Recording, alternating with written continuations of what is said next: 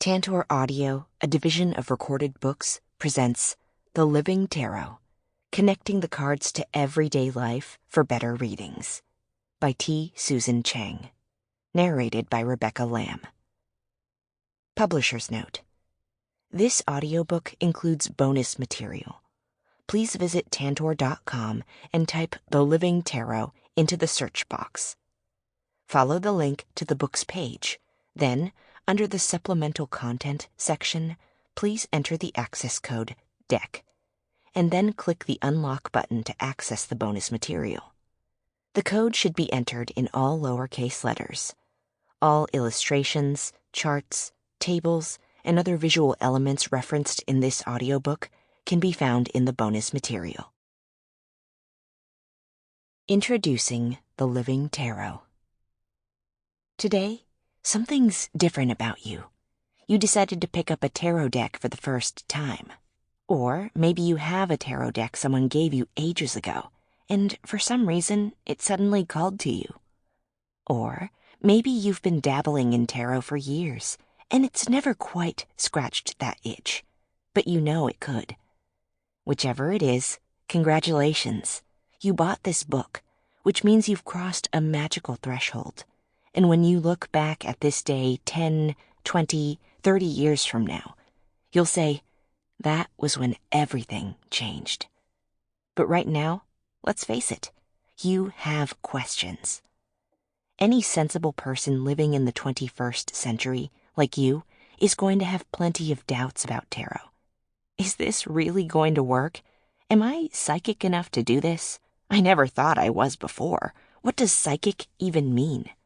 What about my free will? What about fate? Can I really memorize meanings for 78 cards? Will my friends and family laugh if they find out?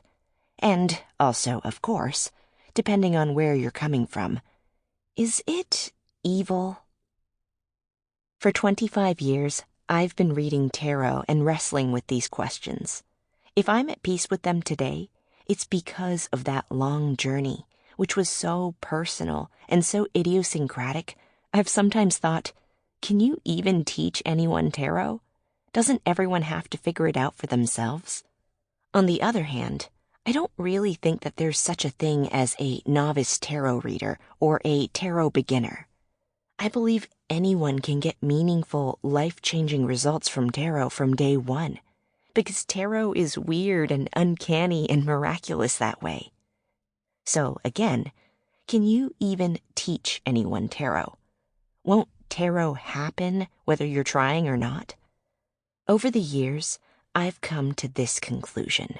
No, you can't teach anyone tarot. But maybe, just maybe, you can teach someone to teach themselves tarot.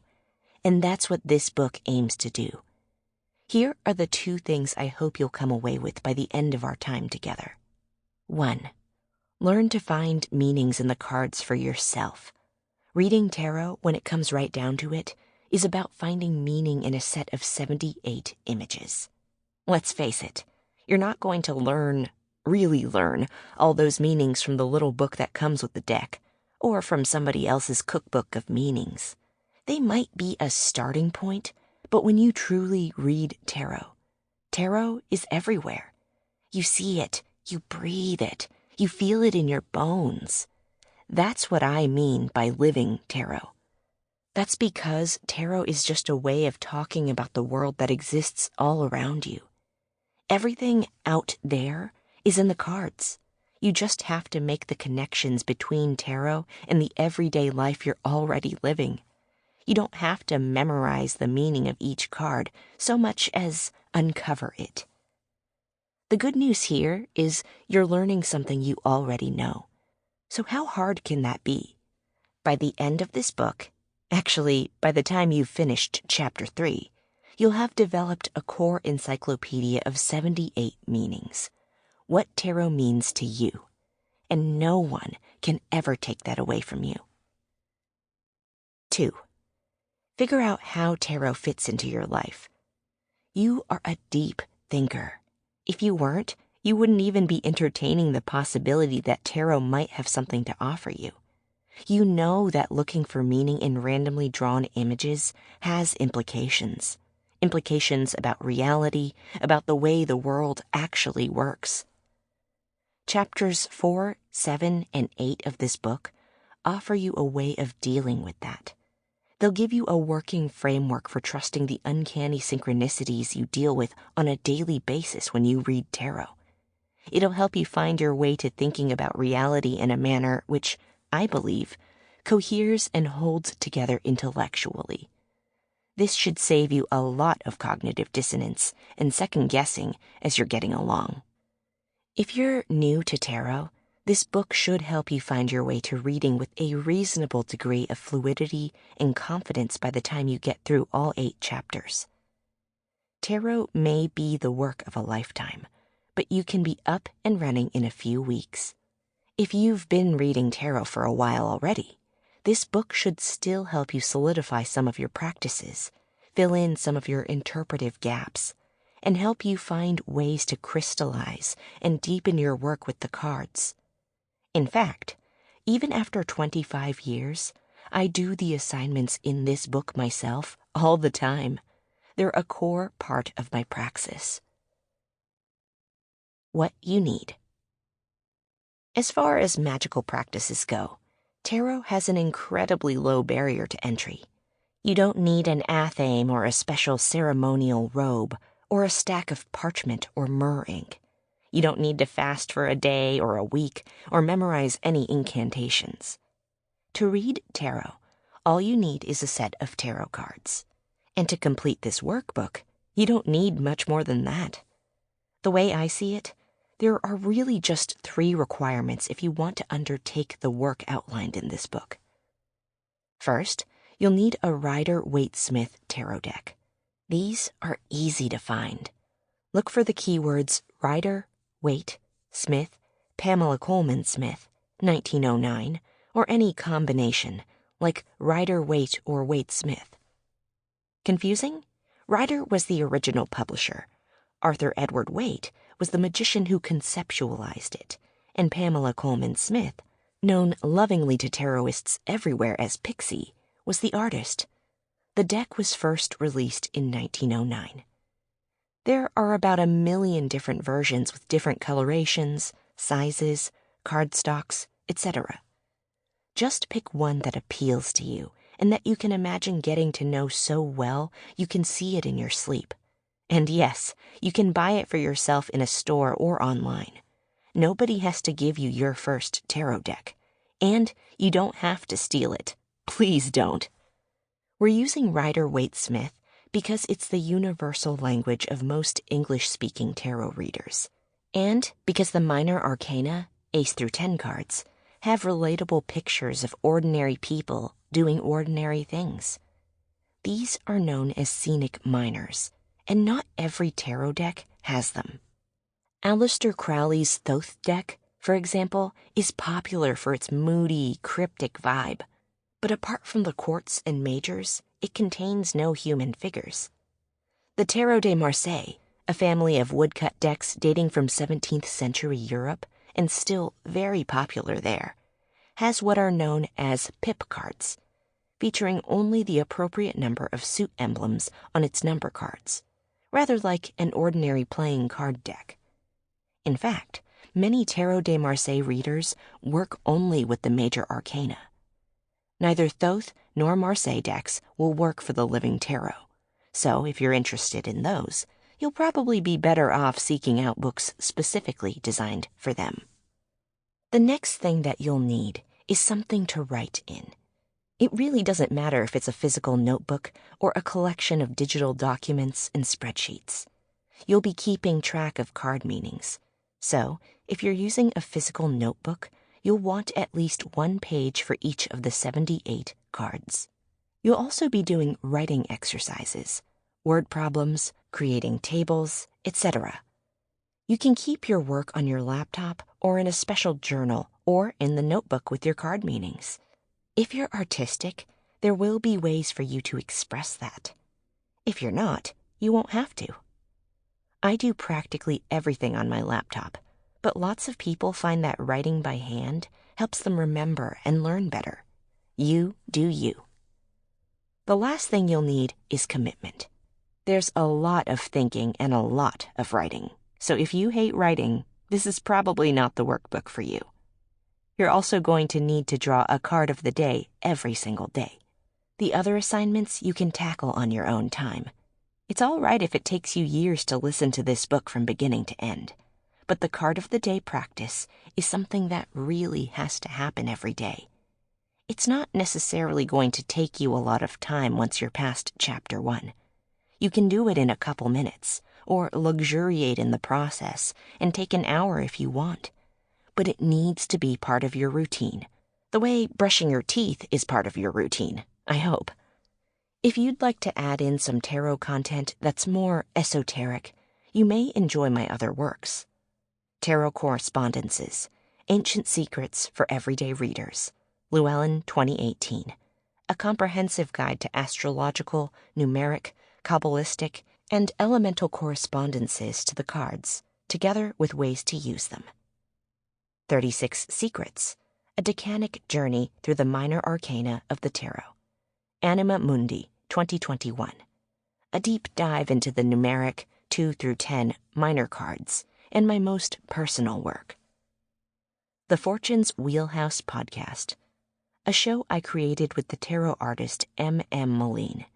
It has an hour-long episode on each card, and it is available anywhere you listen to podcasts. Tarot Deciphered, Decoding Esoteric Symbolism in Modern Tarot, Llewellyn 2021. Essentially the text version of Fortune's Wheelhouse, expanded out into a 600-page reference volume. These books are not necessary for you to do the coursework, but you may find them helpful, especially for chapters 3, Tarot Forward, and 8, Tarot Magic. Tarot Correspondences in particular has a ton of reference material you might otherwise find yourself looking up online or in a variety of primary sources, which is a pain.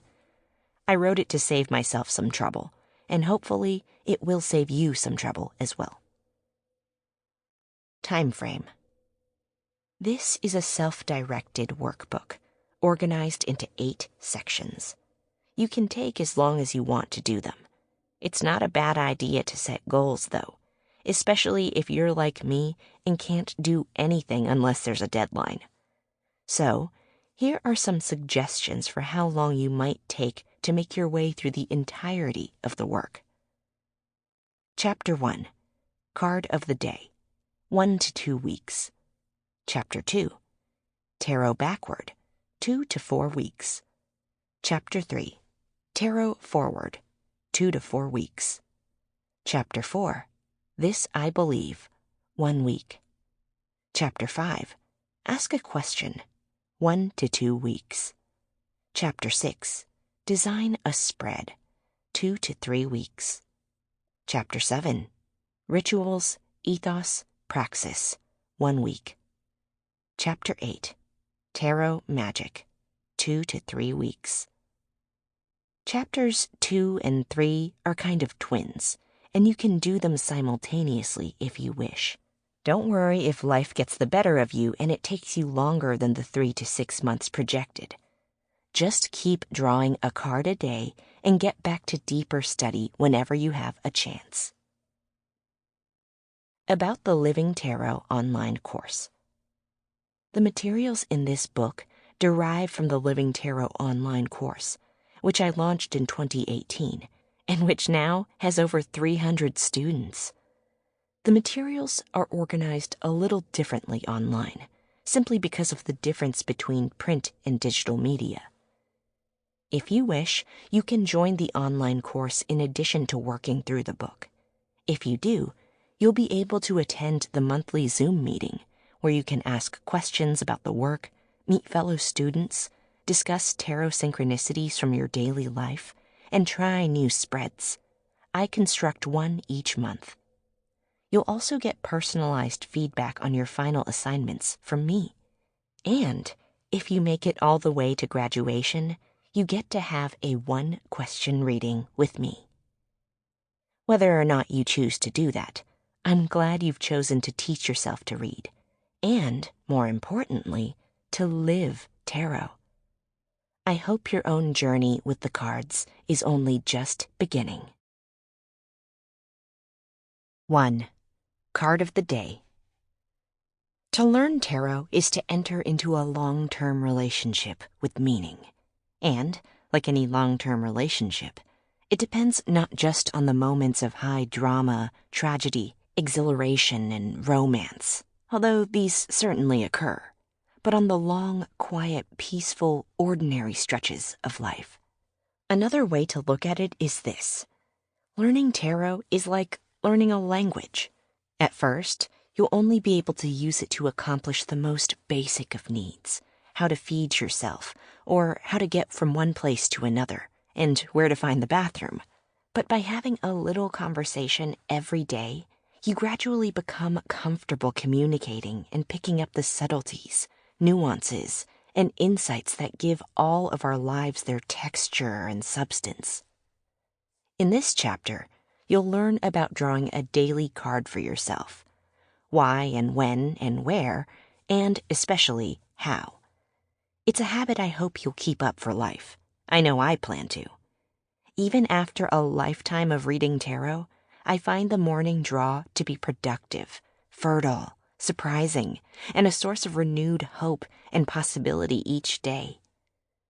Card of the Day provides a solid foundation for integrating tarot into the architecture of your life. It takes time, but from this praxis springs a deep capacity for metaphor. In its depths, you will find an enchanted mirror where truth endlessly shimmers if only you have the willingness and patience to look. Why draw a card every day? There are innumerable reasons to draw a card of the day, COTD from here on out, because life is short. But here are a few of my main ones. 1. If you draw every day over the course of a year, it's a virtual certainty that you will get every card.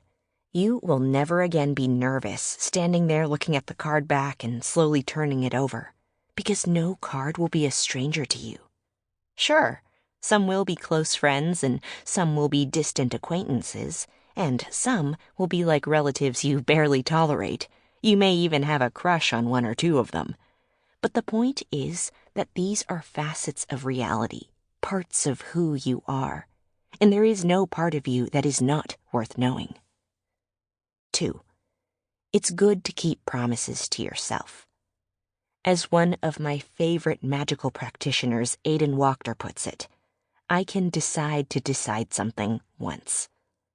In other words, there is a freedom in not having to second-guess things in your life. You probably don't agonize over whether to brush your teeth every day.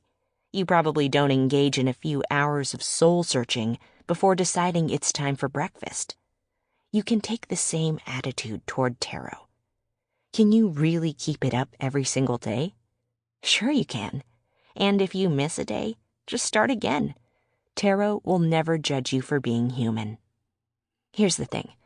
When you keep up a consistent daily practice, you're telling the universe that when you make a promise to yourself, nothing is more important. And you know what?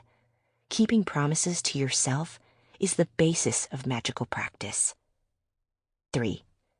Every time you shuffle a deck of cards, you invite chance or fate or fortune to the table. By drawing a card out of that chaos, you are signaling that you accept what fate brings you through randomness. And by interpreting that card, you are signaling that you intend to take control of the meaning of your own fate. Because tarot is a microcosm of life, right? Life is full of uncertainties, and you never know exactly what it is going to bring you. But you can still face it, and you can take control of its meaning. Reading tarot is the micro version of that attitude, and I think you'll find it's deeply nourishing. More than that, reading tarot is a true act of courage. 4. COTD means discovering meanings, not memorizing them. Now, you could go on systematically through the Little White Book, or LWB, like the good student you are, and try to memorize each of those little key words: curiosity, struggle, distraction, abundance. But those key words, those meanings dreamed up by someone who's not you, they're so abstract. They have no connection to your personal life. Wouldn't you rather know in your bones that when you drew the 3 of Cups this morning, it was because you were going to lunch with your 2 friends? Wouldn't you rather know that that day you lost your keys, Tarot warned you by giving the 5 of Pentacles? This is what it means to engage with the living tarot.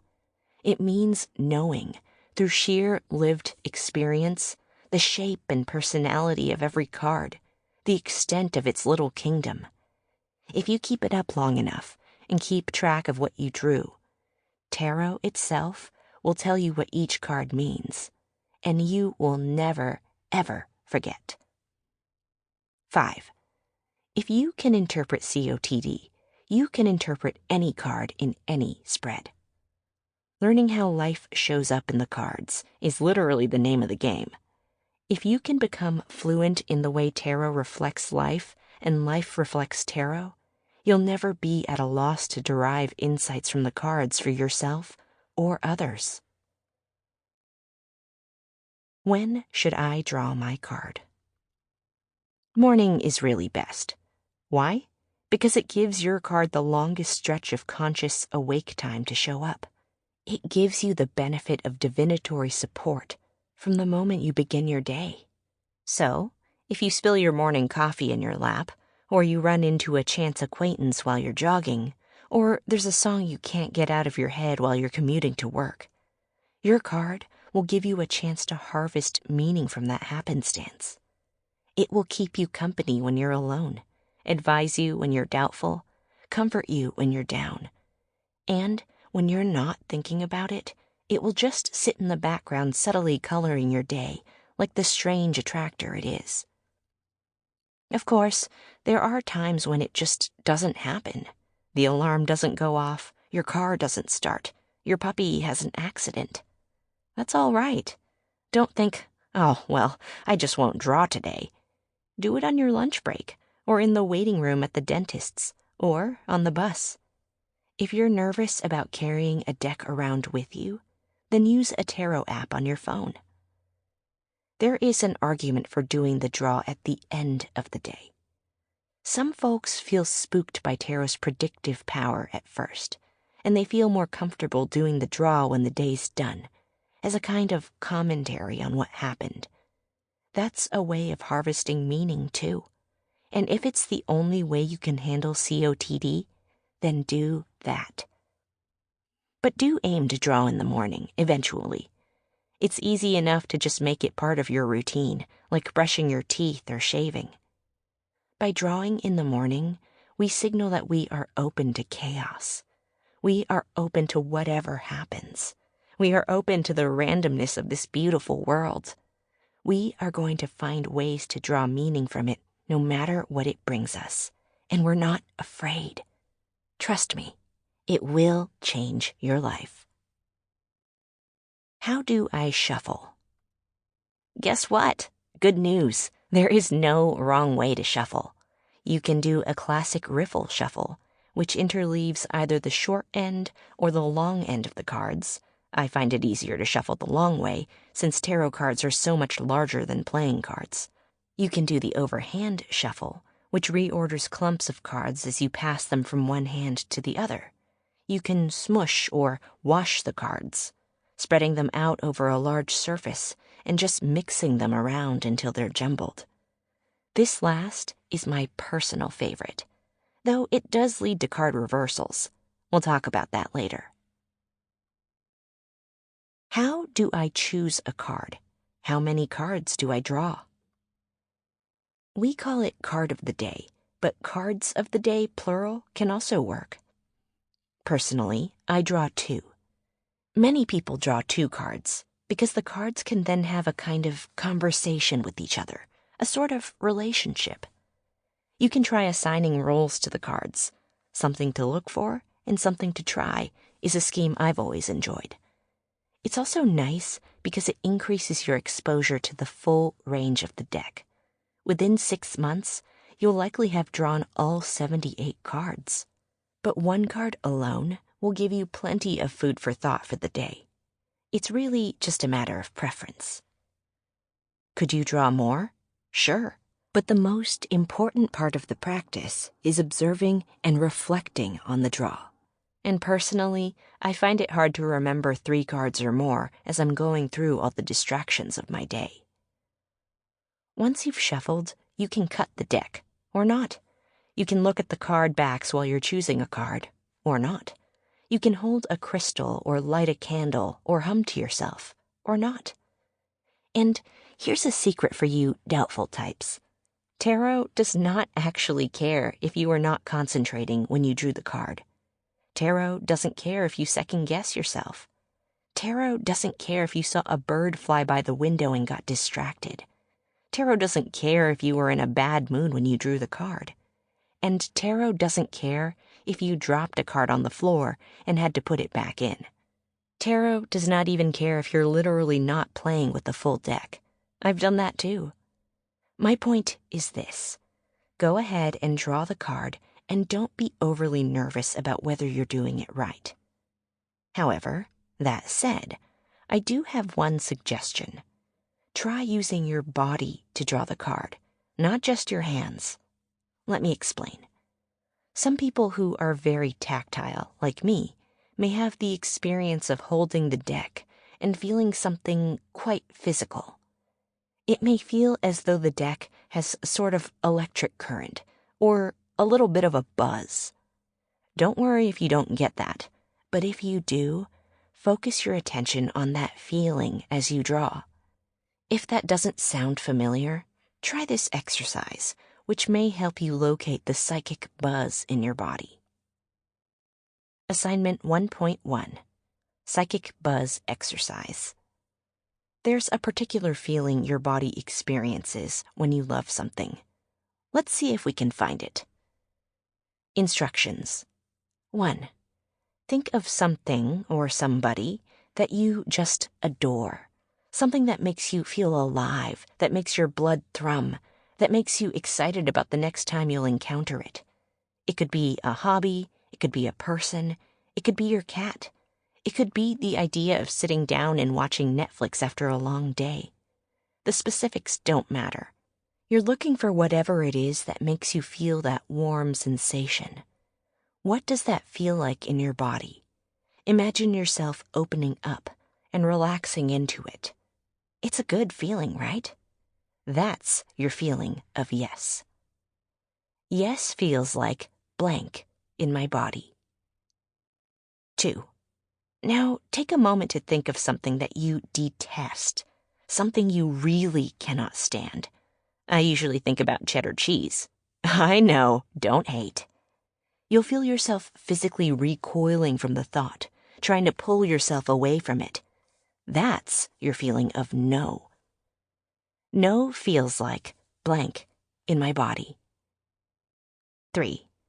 So, now you know. The feeling of the thing you love is yes. The feeling of the thing you hate is no.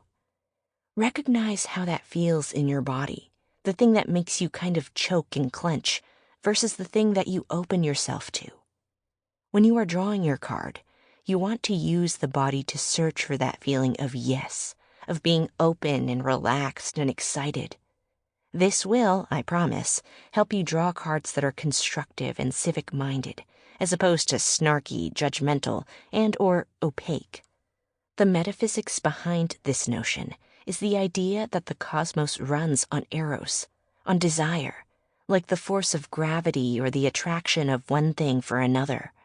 As above, so below. As within, so without. As you lean into that feeling connecting you to the larger patterns of the world, you reflect those patterns in your actions and all that surrounds you, including your cards. Divination is about not being afraid. When I tell people I'm a tarot reader, there are 2 kinds of negative response, neither of which really bothers me. One is, Oh, I don't believe in that. That's completely understandable. Nothing in the way we're brought up as moderns would make anyone. Sample complete. Ready to continue?